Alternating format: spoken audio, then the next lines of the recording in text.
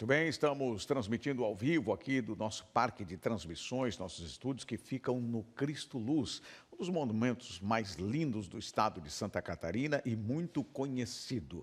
Seja bem-vindo quando vier aqui à nossa região. Claro, vem conhecer os estúdios da TVC e também esse monumento que é uma imponência do estado de Santa Catarina. Bom, o assunto agora é obesidade mórbida. A gente vai a Florianópolis, a Assembleia Legislativa do estado de Santa Catarina, para falar com o líder do governo Jorginho Melo na Alesc. Ele vai conversar conosco porque ele é um dos principais agentes nesse seminário que vai acontecer agora, sexta-feira, dia 19, para tratar sobre obesidade mórbida. O deputado Maurício Peixe nos atende agora. Deputado Peixe, boa tarde, é um prazer recebê-lo aqui no TVC News para falar sobre esse assunto tão importante que é obesidade mórbida. Tudo bem? Opa, tudo bem, Saul? É um prazer muito grande falar com vocês aí, na TVC, vocês que sempre transmitem aí as importantes matérias que tem no governo do estado, na Assembleia Legislativa. Muito obrigado. Certo. Bom, esse seminário acontece sexta-feira em Joinville e apesar das pessoas utilizarem hoje as canetas emagrecedoras, a obesidade mórbida acaba ainda tendo muita dimensão, principalmente aqui em Santa Catarina. Como que vai ser esse seminário, deputado? Saul, justamente é para tratar sobre ações que estão sendo realizadas pelo governo do estado para atender essas pessoas com obesidade mórbida, né? É bem complicado a vida delas, elas não conseguem ter uma redução de peso por conta própria, tem o metabolismo todo que prejudica, então tem que ter ajuda aí da saúde, da medicina, para poder, então, elas terem uma melhor qualidade de vida. E hoje o que temos aí é a cirurgia bariátrica, né, que o governo do estado oferece com pagamento diferenciado, porque a tabela SUS é muito baixa, e o governo, então, desde que assumiu esse governo com a tabela Catarina, tem pago um valor maior. Então, na nossa região norte, nós já temos algumas ações sendo feitas, uma delas é em Mafra, que já está operando, fazendo a cirurgia da obesidade, como também em Joinville, no Hospital Regional, em Rio Negrinho também já está em andamento e outras partes do estado. Então, nós queremos debater isso, o avanço. Por exemplo, em Joinville, agora, estamos em fase final de tratativas com o Hospital Bethesda, né, que é um hospital filantrópico, para que eles possam também fazer a cirurgia com pagamento pelo governo do estado. E hoje, no Hospital Regional, que é feito em Joinville, é feita 2 a 3 por semana, ou seja, 15, 16, aí no máximo 18 cirurgias mês. Já no Hospital Bethesda, nós queremos chegar em torno aí de 50 cirurgias mês. Mas o processo não é tão simples, né? Precisa primeiro ter, são 3 fases que tem. A primeira é a preparação psicológica, conversação, dizendo o que é uma cirurgia bariátrica, o que vai impactar a vida dela, a alimentação e tudo mais, para que ela tenha conhecimento. Segundo processo é a própria cirurgia bariátrica. E o terceiro é pós-cirurgias, que tem os outros acompanhamentos que tem que ser feito com uma equipe multidisciplinar, como também futura cirurgia reparadora. Então, é um processo longo e que tem que ser bem explicado, detalhado para essas pessoas que têm. Então, Saulo, você falou aí em canetas, né? Pois bem, já estamos aqui no governo do estado, a proposta é levar também que essas canetas possam ser utilizadas, de trizepartida, né? Que possam ser utilizadas para redução do peso dessas pessoas. Porque tem alguns casos que a pessoa precisa reduzir um pouco o peso para poder sofrer a cirurgia. Com o peso que ela está, ela não consegue fazer, não é possível fazer. Há um risco na cirurgia. Então, precisa emagrecer um pouco para fazer a cirurgia. E elas não dão conta de emagrecer por si só. Então, vai ser utilizado, sim, através do governo do estado, a distribuição, assim que a Anvisa aprovar, né? Vai ter a quebra de patente, que já teve, mas a Anvisa tem que aprovar, o governo vai elaborar um projeto para atendimento específico para a obesidade mórbida, né? Que não é para tudo, como todo mundo já está perguntando, é para todo mundo, não. É em casos específicos de obesidade mórbida que precisa emagrecer para poder fazer a cirurgia. Então, todos esses debates nós vamos fazer em Joinville nesse grande seminário, que tem como à frente lá a Associação dos Obesos Mórbidos de Joinville e região, a Sobesmor, que vai estar conosco. O evento é da Assembleia Legislativa, eu sou proponente deste pedido, onde que nós vamos debater todos esses assuntos nesse seminário. Tá certo, muito obrigado pelas informações, deputado Maurício Peixer. A gente vai acompanhar o seminário e esse assunto, claro, mexe com vários lares dos catarinenses. Importante a informação também que o senhor trouxe aqui com relação, assim que quebrar a patente, teremos então um projeto para a distribuição dessas canetas emagrecedoras custeadas pelo Estado para pessoas com obesidade mórbida. Muito obrigado, deputado, uma boa tarde ao senhor e um bom seminário. Eu que agradeço, Saul, um grande abraço a todos vocês, Deus abençoe aí, e sexta-feira estaremos lá no seminário. Tá certo, muito obrigado. Olha, e a obra de macrodrenagem avança, ela não para. Vamos acompanhar como que está o andamento em Balneário Camboriú. As intervenções da macrodrenagem seguem na Rua 51 e nos próximos dias deve avançar para a Rua 1400. 51 a rua também, que a gente está limpando todas aquelas galerias que a gente encontrou ali um estado deplorável ali em termos de entupimento, de uma série de coisas. As galerias estavam altamente comprometidas e estamos fazendo uma força-tarefa junto com a Secretaria de Obras ali naquele local para deixar tudo pronto, porque o que vem pela frente aí nos assusta, que é o El Niño, ele diz que vai ser, né, extremamente... vamos ter um ano extremamente complicado em termos de excesso de chuvas aqui. Então a gente tem que estar com aquele ponto pronto, terminando o extravasor também da Rua 51, e devemos iniciar a 1400, que é o último extravasor do Canal Banambaia até as novas galerias. A obra está sendo feita em 2 etapas, sendo a primeira na região norte, que prevê o uso de 5.290 unidades de aduelas de concreto armado pré-fabricadas e a instalação de galerias subterrâneas ao longo de 2,4 quilômetros conectando a Rua 2000 ao Canal do Marambaia. Com um investimento de 53 milhões de reais abrangendo as etapas norte e sul, a macrodrenagem tem como principal objetivo proteger a faixa de areia e o novo calçadão da orla de Balneário Camboriú e reduzir de forma significativa os riscos de alagamentos na região central em períodos de chuvas intensas.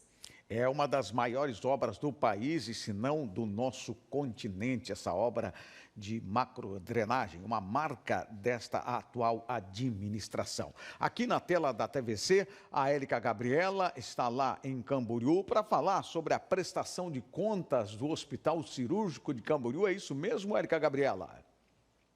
Boa tarde, Saúl. Boa tarde quem está nos acompanhando. É isso mesmo. A HBR, Associação Hospitalar do Brasil, assumiu a administração do Hospital Cirúrgico de Camboriú no final de fevereiro de 2026. A TVC Panorama acompanhou a prestação de conta dos primeiros 30 dias do hospital e agora nós voltamos para acompanhar a prestação de conta dos 90 dias. Dentre essa prestação de conta, Saúl, é falado, então, os investimentos, as melhorias e a situação do hospital. Tudo isso, então, para manter uma transparência com a população. E tudo isso além dos servidores que vão estar presentes, a comunidade também é convidada para estar lá e também tirar as suas dúvidas. Tudo isso acontece hoje às 14 horas no plenarinho da Câmara de Vereadores. Muito bem, acho que é importante nesse momento essa prestação de contas, porque é o momento em que a população tem uma expectativa e, claro, mostrar o que está sendo feito, o que vai ser feito e aquele primeiro momento, né, é abrangente, é importante. Nessa sessão vai ter a oportunidade das pessoas questionarem, perguntarem, Élica?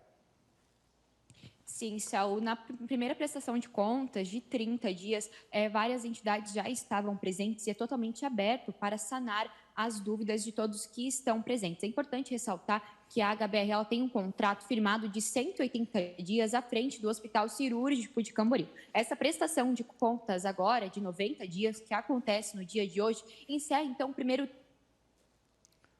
tivemos um problema com o sinal da Érica Gabriela. Se for possível, ela retorna. Se não, já voltou? Já voltou? Restabeleceu o sinal? Se restabeleceu o sinal, deu um pequeno corte aí, Érica. Então aproveita aí, faz a sua conclusão. Você estava falando aqui, eu havia perguntado se vai ter oportunidade das pessoas fazerem perguntas no meio desta prestação de contas.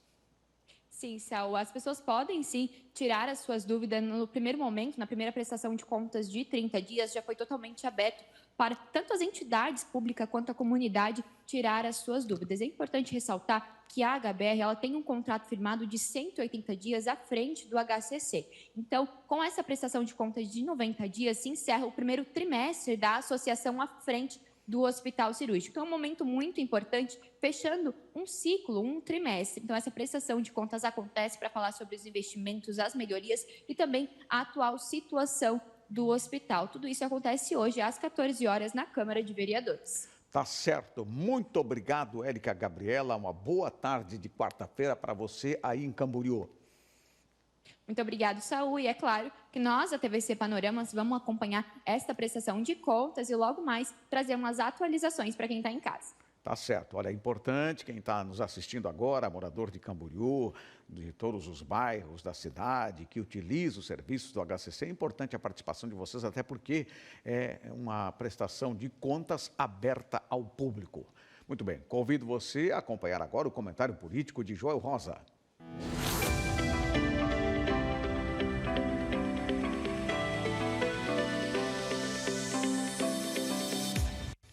Boa tarde, Joel Rosa. Me diga uma coisa, o vereador de Balneário Camboriú vai ser processado por quem e por quê? Boa tarde. Boa tarde, Saul. Boa tarde, amigos de casa. Isso mesmo. Algumas sessões na semana passada, o vereador Victor Forte, ex-PL, hoje republicano, atacou o secretário de Inclusão Social, o Dom Kedman.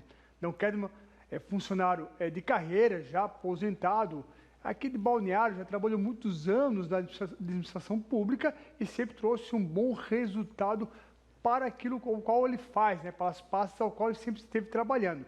E Victor Forte atacou de forma muito ferrenha uma compra de um veículo. Mas o que me chama a atenção é a questão do uso da tribuna para propagar fake news. Saul. Então a fake news ela aconteceu quando ele não vai estudar, ele não vai entender o processo, simplesmente ele quis fazer uma politicagem em cima ali de uma compra de um veículo, e o que pior ainda não é só a questão da tribuna, são as conversas de WhatsApp, a qual circularam aí pela cidade, então Victor Forte reclamando e falando ali de uma suposta irregularidade. O que nós temos que entender? O carro adquirido pela inclusão social, ele veio através de uma emenda destinado para a compra daquele carro, daquele utilitário. E Victor Forte falou de uma segunda emenda onde não chegou ainda para o município. Infelizmente, ele embaralhou as situações para buscar, sim, prejudicar a imagem do secretário e, dessa forma, falando fake news em relação à compra do veículo. Então, na verdade, ele acabou se enrolando, né? Disse que era uma emenda que não tinha vindo ainda, mas, na verdade, o carro havia sido comprado com uma outra emenda que não tinha nada a ver com aquela que ele estava falando. Isso mesmo, ele começa, então, ele se enrola totalmente. Por que ele busca se enrolar, Saul? Porque ele queria realmente atacar diretamente o Dom Kedman. Nós temos que entender que Dom está fazendo um bom mandato, uma boa gestão na frente da secretaria. Ele conseguiu ajustar a questão dos moradores de rua, ali, a questão do abrigo, ele conseguiu ajustar questões internas da secretaria, está fazendo um bom trabalho. Os efetivos estão muito felizes da gestão do Dão, porque o Dão já fez parte daquela pasta, né? Então nós temos que entender que sim, o resgate social está funcionando, que as políticas públicas estão funcionando. Então o Victor Forte, querendo talvez surfar nesse momento, ele começou a atacar, embaralhando as notícias, embaralhando a questão das compras, para tentar criar um ibope ou chamar atenção para si. Os caçadores de likes têm que cuidar disso. Muito obrigado pela sua participação. Uma boa tarde, Joel Rosa. Um abraço, Saul. Um abraço ali em casa. Muito bem, convido você a conferir comigo agora a previsão do tempo.